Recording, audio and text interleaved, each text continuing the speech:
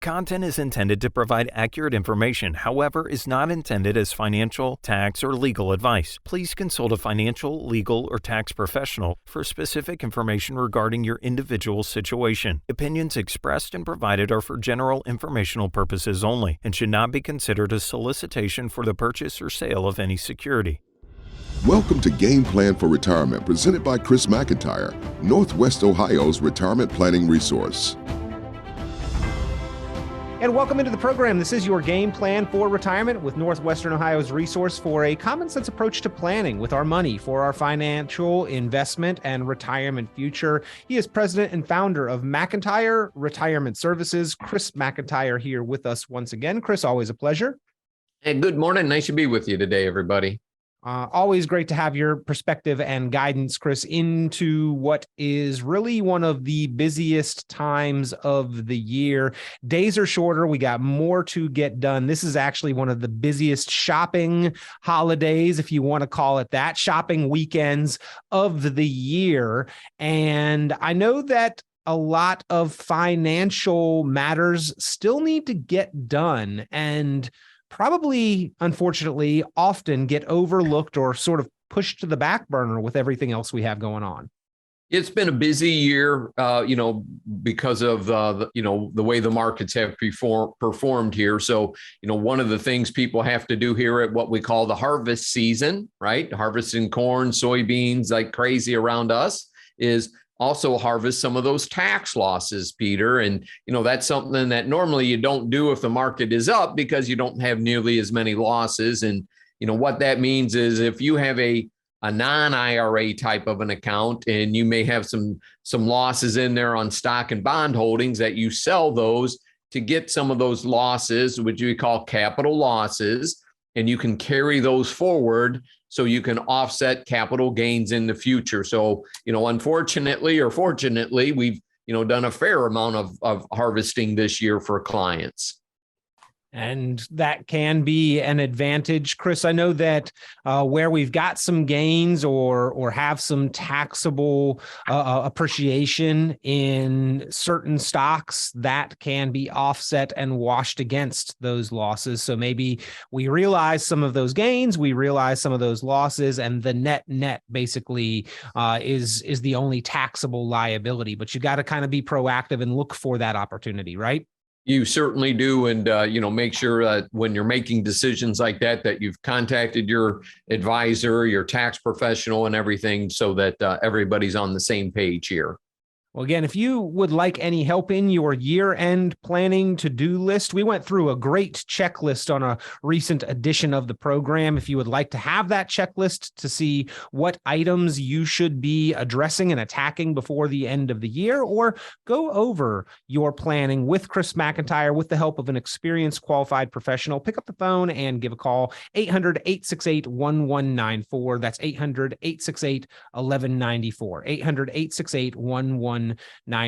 Chris, I recently read an article from the group out of Dave Ramsey, Ramsey Solutions, on how to set up your Christmas budget. And as I was reading this in my mind, I really just went through and mentally replaced Christmas with retirement. And it really kind of echoed the same things that you talk about here on the program: understanding your budget, subtracting your expenses from your income, and identifying the income gap, and then planning how much you'll spend on big ticket items. Yeah, it's going to be an interesting holiday season here with inflation and prices of everything going up. Are people going to curtail some of that spending here? Are they going to not buy the frivolous items, but buy somewhat of the necessary items, more the staple type things for children, more on clothing versus a toy that they're only going to use for a week, for example? And that's going to have an impact on companies' earnings and whatnot, and that will reflect in their stock prices as well, to tie that thought process in together, Peter. The junk toys kind of always got under my skin. The things they opened the box and then almost never played with. It just sort of got discarded, maybe played with one or two times and then sat around and broke or gathered dust. It seems like we've got a lot of those useless kind of purchases, Chris, that are more and more, because of these higher prices, really getting carefully scrutinized and reconsidered. So yeah, I think there will be some changes in holiday shopping routines and habits. Yes. And, even credit card debt was already trending significantly higher. And I suppose some of that would be attributed to rising costs, lower money coming in, people charging debt. And that's obviously a double-edged sword, no question about it. So if credit card debt was already surging ahead of the holiday season, what's it going to look like on the other side of it? Because parents are probably, less likely to deny their children some sort of something under the Christmas tree. And, I remember back in the 70s, those were some very high inflationary timeframes. And my dad worked in the retail space. He sold appliances to appliance businesses, from the factories to the retailers, if you will. And, there were some lean Christmases there. I thought maybe I was being an evil child and didn't deserve them. You weren't a bad kid, Chris. It happens. And sometimes we don't even realize the circumstances that our family is in as kids. Well, now we're on the other side of that as parents, as grandparents, and seeing what's going on in the economy. We hope that everybody has a great holiday Christmas season, but understanding that things have changed a little bit, and probably, again, will have some impact on what goes on and some of the activities and some of the gifts that we buy. But do be cognizant, ladies and gentlemen, both in retirement and around the holiday shopping season, that we want to have a plan to stay in budget, to be fiscally responsible, and especially over the course of time in retirement, a plan to make our money last, to make good financial decisions. And that's what Chris McIntire and his team do there at McIntire Retirement Services, is make sure that you've got that confident plan to have the income to provide for the expenses, to cover those and then some. And if you've got questions or concerns, if you'd like to take a look at your portfolio, do a review and analysis of the risks that you're taking, the fees that you're paying, the taxes that you may be liable for, and how to reduce those where possible, pick up the phone, give a call, 800-868-1194. That's 800-868-1194. Chris, as we moved from the initial economic shutdowns of the pandemic to a really roaring economy, surging stock market, surging housing market, surging job market, to now what we have seen this year with the interest rates rising and the markets slowing down significantly, a lot of people have made changes or alterations to their retirement timeline. Is that something that, when in the planning process with your clients, you help them to discuss and review and account for, and then talk about the potential for that flexibility? Yeah. And this year we've worked with a lot of folks who were, set to retire, and they were going to do it no matter what. And obviously, it's been a tough year with the investment side of things. In your first year of retirement, and stocks and bonds both go down, almost at historic levels. And, trying to coach them through the emotional side of that, and, shifting more from a growth aspect into an income aspect, where we're trying to generate income off of their portfolio. So that's been very popular. Have we had other folks that we have met with that said, I really don't mind where I work. I don't have a stressful job. Some people actually get to enjoy that.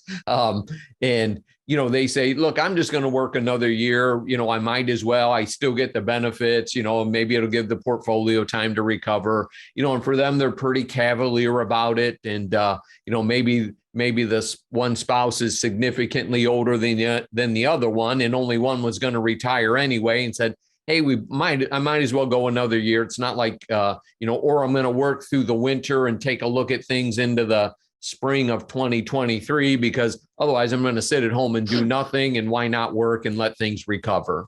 I think there is some comfort, confidence, and enjoyment in satisfaction in work, even when we know we could leave if we wanted to. We could retire if we wanted to. And that kind of confidence really only comes from having the plan. But Chris, as you've talked about often on this program, plans need to stay nimble. The plan is not set in stone. It is something that adjusts with our own individual life circumstances and conditions, and then the world around us as well has some bearing on the direction the plan needs to help us go.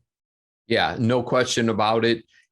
we've been, we're somewhat proactive in working with our clients on those capital losses on, and I'm going to do a little more tax piece here, if you don't mind, Peter, and talk about like that Roth IRA conversion piece as well. That's something that a lot of people need to, be proactive in the tax planning side. Your IRA has some investments that are down significantly in value this year, most likely. Why not move those into a Roth, pay the income tax when you do that, and then let them recover, hopefully over the next year?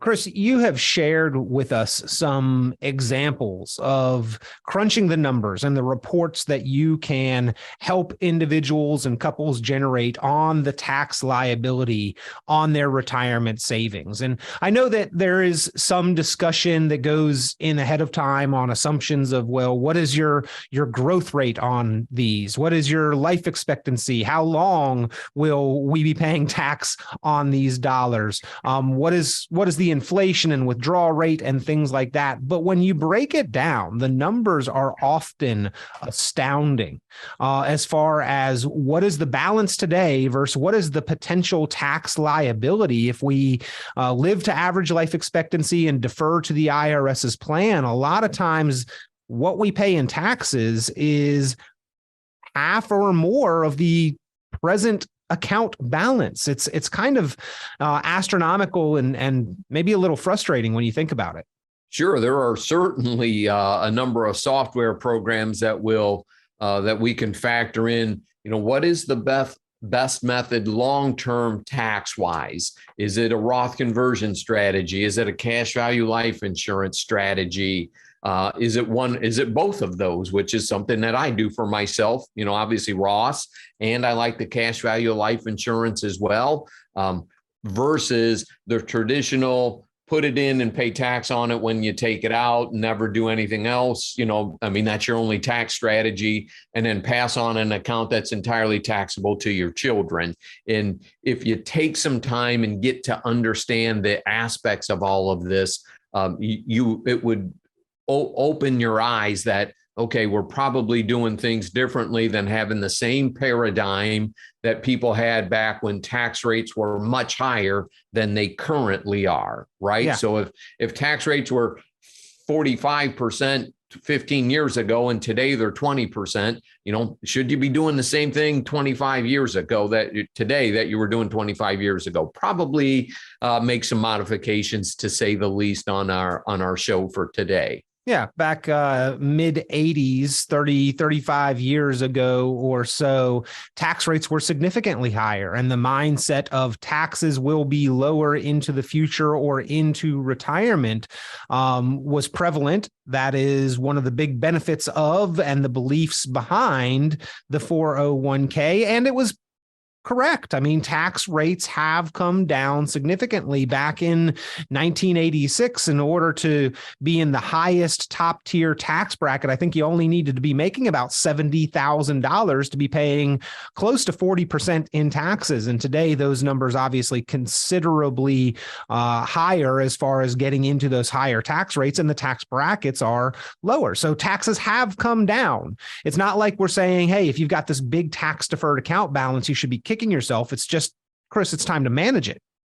Yeah, absolutely. Yeah. I think it was 1986, $68,000 and above, or 68,400 was what you were paying 38% of every dollar over that until you hit the next threshold, which I don't remember off the top of my head here. But think of that today. To be in the 37% tax bracket, your income has to be over 600,000. So, it is an entirely different income tax environment, and even capital gains tax environment for the non-IRA side of things that, we harp on this show. We harp on it in the college classes that I teach to, look, understand your tax situation and don't miss opportunities. Yeah. But the big question is, Chris, where do taxes go from here?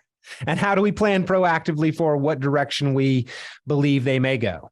Yeah, exactly. And I think, I ask the same question every time I do a public speaking event, is how many people think income taxes are going to go higher in the future? And every one of that person raises their hands, and I've been doing that for the last, 10 years or so.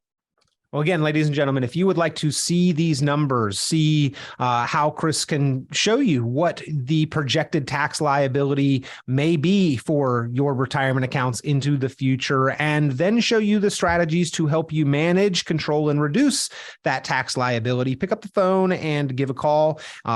It's not what you have, it's what you get to keep. And taxes are typically the largest expense standing in between. So manage and control that where possible. Chris can show you how. 800-868-1194. That's 800-868-1194. 800-868-1194 to reach Chris McIntire at McIntire Retirement Services to request that complimentary, no cost, no obligation review and strategy session of your investments in retirement accounts, the risks that you're taking, the fees that you're paying, and the tax strategies that you are implementing, as well as how to maximize Social Security or pensions to create that highest sustainable, confident income into and throughout retirement, and then talk about how to generate the rest. What is the order of operations? Which account will you pull from? How to get the best and the most out of each and every dollar that you have. And Chris, speaking of which, interest rates have gone up. On one hand, you talked about credit card debt and how that's had a negative impact on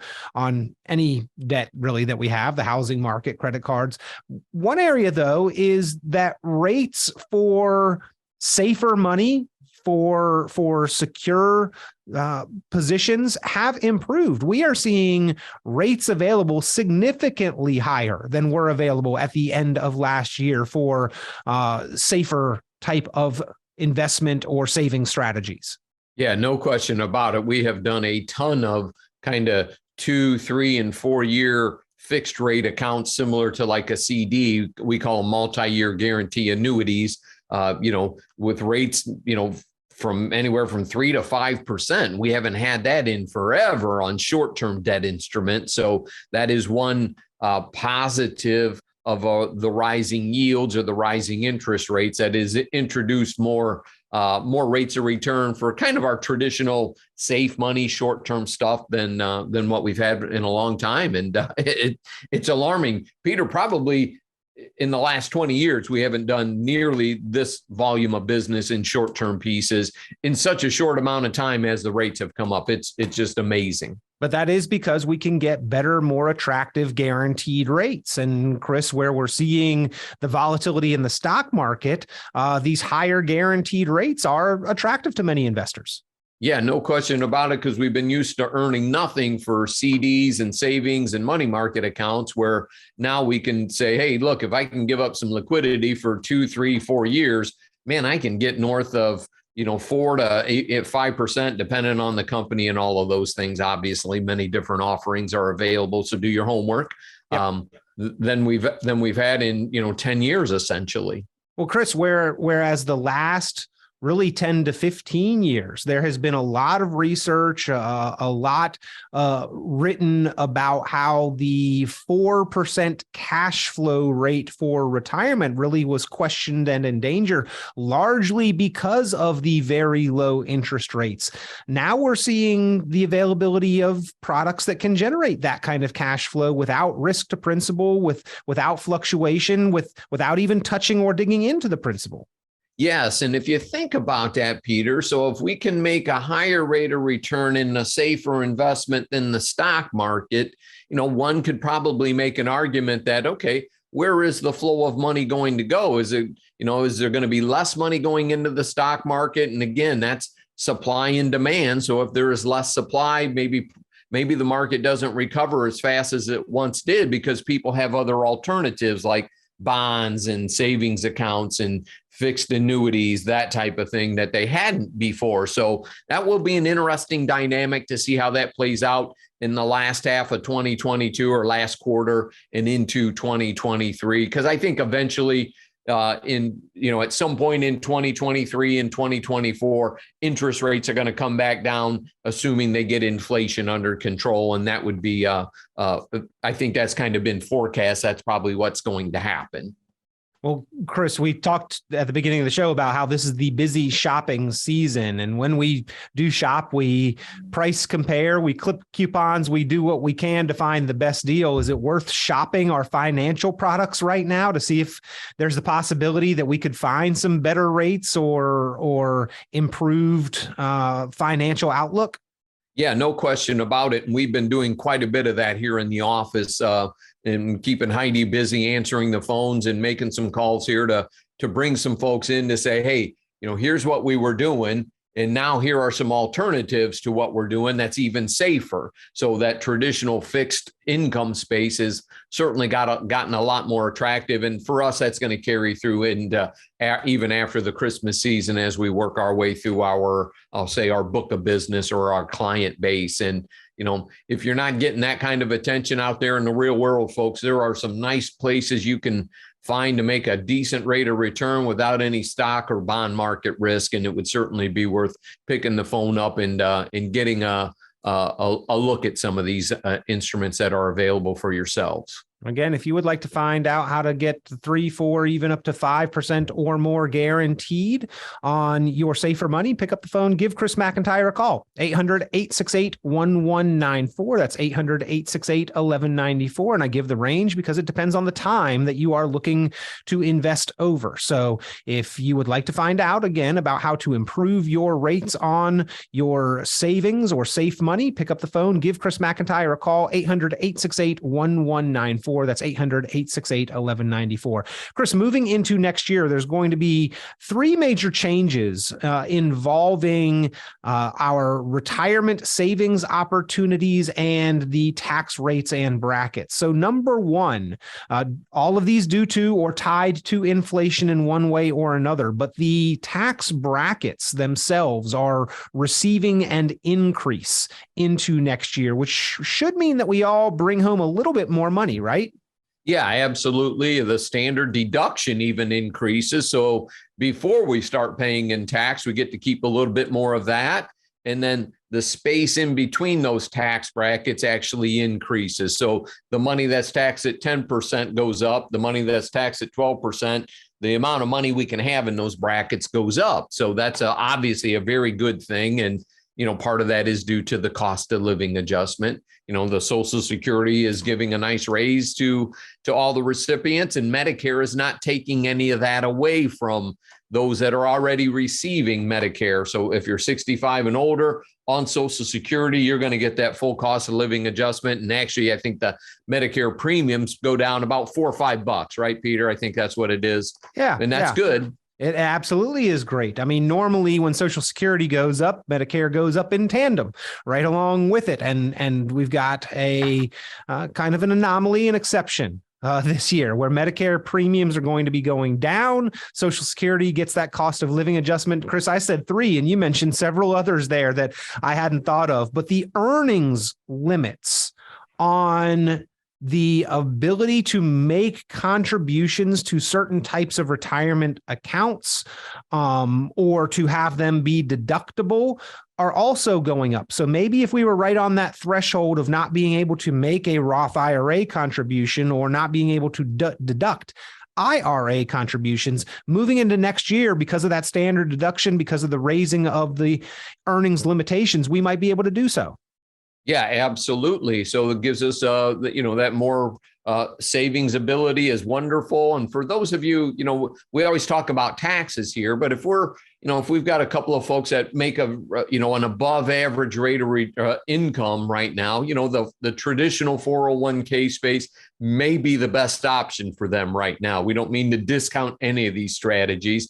Not everybody can do Roth IRA contributions, and maybe conversions don't make sense for them. So, we always say, look, if your only option is the 401k, you certainly max that out or make sure you're getting the match, from your company and whatnot too, because we don't want to disparage any strategies in our general audience that we talk to today, Peter. Now, want to take advantage of every opportunity that we have. And Chris, with the extra dollars that we might keep because taxes go a little higher, with the extra opportunities that we have, contribution limits and limitations to our IRAs, to our 401ks and employer-sponsored plans also going to be increased next year. So we have the ability to squeeze a few extra dollars into those retirement accounts. Sure. And even the health savings accounts as well get expanded for folks. So, and that's a great way to save for future medical expenses. The great thing about a health savings account is it's a lot like your 401k or your traditional IRA, is that you don't have to pay taxes on the contributions. So it's tax deductible. The money grows tax free, and then you can use, or tax deferred. And then it's tax-free when you pull it out for qualified healthcare expenses. So obviously you have to fit the parameters of what they're designed to use for. But that's a Roth IRA basically that's tax deductible, designed for health insurance coverage, and that's certainly a win-win if you have high deductible plans out there.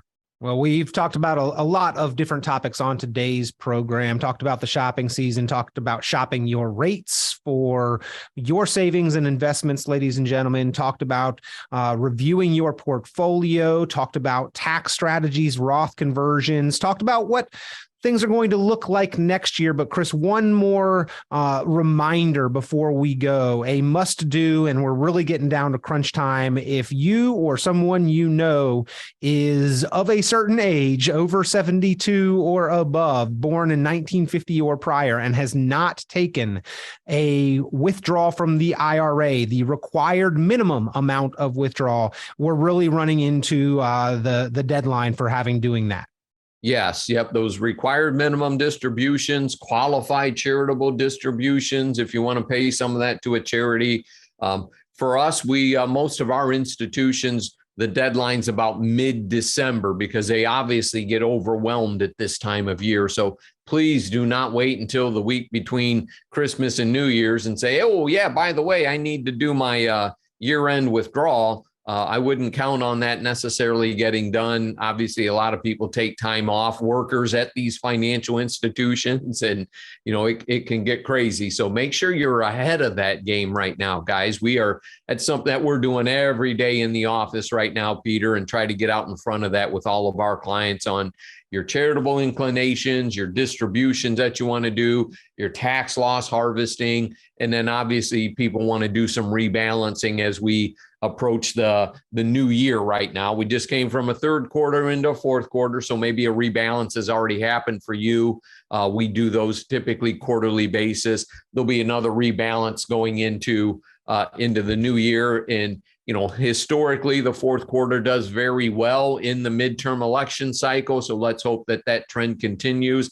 October was a wonderful month. We had a little bit of a seesaw battle back and forth in the month of November. We'll look into December as well, and then hopefully carry some of that momentum into January. And I would say that, some of the headwinds are these rising interest rates are going to have some effect on the economy. No doubt it doesn't mean it happens tomorrow, but some of these things that they've been doing, we're going to see some of the implications or the effects of that as we go into 2023, Peter. Yeah, well, a lot to think about and consider, ladies and gentlemen, but that's why it's important to have a resource and why we always appreciate the resource of Chris McIntire here on the program to discuss these important issues, to put them in perspective, to know where they apply to us and specifically to you in your situation. Give him a call. Make sure that you are having a plan that you can count and rely on, having a resource that you can discuss and bounce ideas off of, somebody who is helping you watch your money and make sure that you are working toward accomplishing your important financial goals. That's what they do there at McIntire Retirement Services. Pick up the phone and give them a call for that complimentary review, that retirement planning strategy session, 800-868-1194. That's 800-868-1194, 800-868-1194. He still has that year-end financial and retirement planning checklist if you want to make sure that you've checked your list and taken care of all of the items before the end of the year as well. So you can give a call and request that, go over that on your own time, or right along with the help of Chris McIntire, 800-868-1194. Chris, as always, a pleasure. We appreciate the time. Hey, my pleasure, everybody. Have a good weekend out there. Stay safe and happy Thanksgiving to all. Tune into Chris McIntire's full radio program and visit McIntireRetirementServices.com for many additional valuable resources, including other great episodes of Game Plan for Retirement with Chris McIntire. Be sure to subscribe. The content of this radio show is provided for informational purposes only and is not a solicitation or recommendation of any investment strategy. You are encouraged to seek investment, tax, or legal advice from an independent professional advisor. Any investments and/or investment strategies mentioned involve risk, including the possible loss of principal. Advisory services offered through Brookstone Capital Management, a registered investment advisor. Fiduciary duty extends solely to investment advisory advice and does not extend to other activities such as insurance or broker-dealer services. Advisory clients are charged a quarterly fee for assets under management, while insurance products pay a commission, which may result in a conflict of interest regarding compensation.